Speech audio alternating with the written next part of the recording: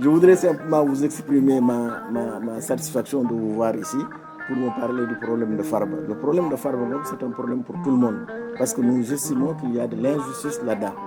Nous ne savons pas encore, on l'a retenu depuis bientôt, ça va faire bientôt 10 mois. 10 mois et jusqu'à présent, on n'a pas dit ce qu'il a fait effectivement. On n'a pas prouvé qu'il a fauté. Qu'on veuille que la justice fasse son travail. Nous sommes tous d'accord sur le principe parce qu'il ne peut pas y avoir un État sans justice. Il faut que justice se fasse. Mais que la justice se fasse justement. Et malheureusement, ce que nous constatons, c'est que jusqu'à présent, Farba, on ne sait pas ce qu'on lui en fait. On a dit, on a parlé de beaucoup de choses, mais jusqu'à présent, rien n'est prouvé. Alors, il y a un principe de droit que tout le monde reconnaît. Tant que on ne prouve pas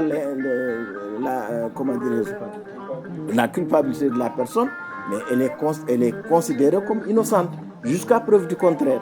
Et ça fait 10 mois jusqu'à présent, il n'y a pas eu de jugement, il n'y a pas quelque chose qui prouve qu'il a effectivement fauté. Donc, nous estimons que c'est de l'injustice.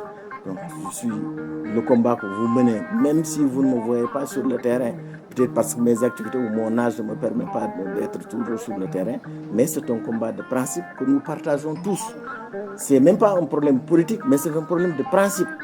Et donc, moi, je suis avec vous et je voulais vous rassurer. Si vous ne me voyez pas également, je suis avec vous. Et tout ce que vous entreprenez, parlez-moi-en, je vous donnerai mes idées et je ferai le combat avec vous.